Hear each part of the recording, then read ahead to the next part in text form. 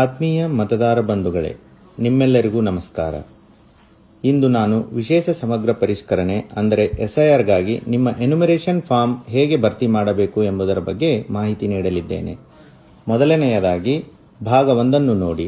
ಈ ಭಾಗದಲ್ಲಿ ನಿಮ್ಮ ವಿವರಗಳನ್ನು ಈಗಾಗಲೇ ಮುದ್ರಿಸಲಾಗಿದೆ. ನಿಮ್ಮ ಹೆಸರು, ಮತದಾರರ ಗುರುತಿನ ಚೀಟಿ ಅಂದರೆ ಎಪಿಕ್ ಸಂಖ್ಯೆ, ವಿಳಾಸ, ವಿಧಾನಸಭಾ ಕ್ಷೇತ್ರ ಮತ್ತು ನಿಮ್ಮ ಹಳೆಯ ಭಾವಚಿತ್ರಗಳನ್ನು ಮುದ್ರಿಸಲಾಗಿದೆ. ಅದಲ್ಲದೆ ನಿಮ್ಮ ಬೂತ್ ಮಟ್ಟದ ಅಧಿಕಾರಿಯ ಹೆಸರು ಅಂದರೆ BLO ರವರ ಹೆಸರು ಮತ್ತು ಮೊಬೈಲ್ ಸಂಖ್ಯೆಯನ್ನು ಸಹ ಮುದ್ರಿಸಲಾಗಿದೆ. ನಿಮ್ಮ ಮುದ್ರಿತವಾಗಿರುವ ಭಾವಚಿತ್ರ ಹಳೆಯದಾಗಿದ್ದರೆ ಅಥವಾ ಅಸ್ಪಷ್ಟವಾಗಿದ್ದರೆ ನೀವು ಹೊಸ ಭಾವಚಿತ್ರವನ್ನು ಒದಗಿಸಬೇಕಾಗುತ್ತದೆ.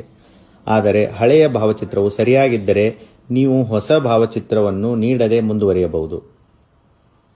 ಭಾಗ 2ರಲ್ಲಿ ಹಿಂದಿನ SIRನ ಅಂದರೆ 2002ನೇ ಸಾಲಿನ ಮತದಾರರ ಪಟ್ಟಿಯ ವಿವರಗಳನ್ನು ನೀವು ದಾಖಲಿಸಬೇಕಾಗಿದೆ. ಇಲ್ಲಿ ನಿಮಗೆ 2 ಆಯ್ಕೆಗಳಿವೆ.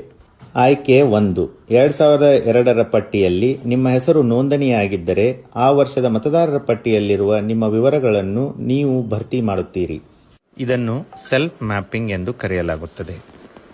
ಆಯ್ಕೆ 2, ಒಂದು ವೇಳೆ 2002ರಲ್ಲಿ ನಿಮ್ಮ ಹೆಸರು ನೋಂದಣಿಯಾಗದಿದ್ದರೆ ನೀವು ನಿಮ್ಮ ತಂದೆ, ತಾಯಿ, ಅಜ್ಜ ಅಥವಾ ಅಜ್ಜಿಯವರ 2002ರ ಮತದಾರರ ಪಟ್ಟಿಯ ವಿವರಗಳನ್ನು ಒದಗಿಸಬೇಕು.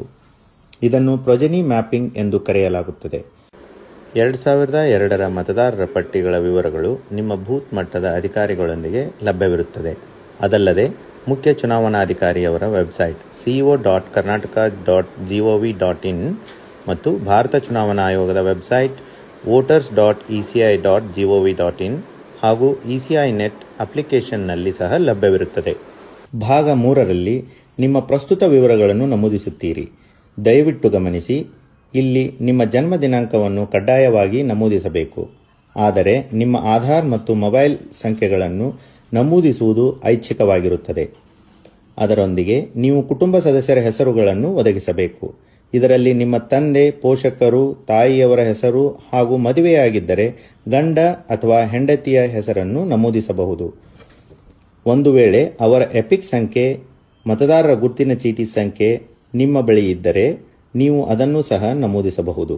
ನಿಮ್ಮ ಎಲ್ಲ ನಮೂದುಗಳು ನಿಖರವಾಗಿವೆಯೇ ಎಂದು ನೀವು 2 ಬಾರಿ ಪರಿಶೀಲಿಸಿ ಹಾಗೂ ಕೆಳಗಡೆ ನೀಡಿರುವ 3 ಘೋಷಣೆಗಳನ್ನು ಓದಿಕೊಂಡ ನಂತರ ಫಾರ್ಮ್ಗೆ ಸಹಿ ಮಾಡಿ ಅಥವಾ ಎಡಗೈ ಹೆಬ್ಬೆರಳ ಗುರುತು ನೀಡಿ.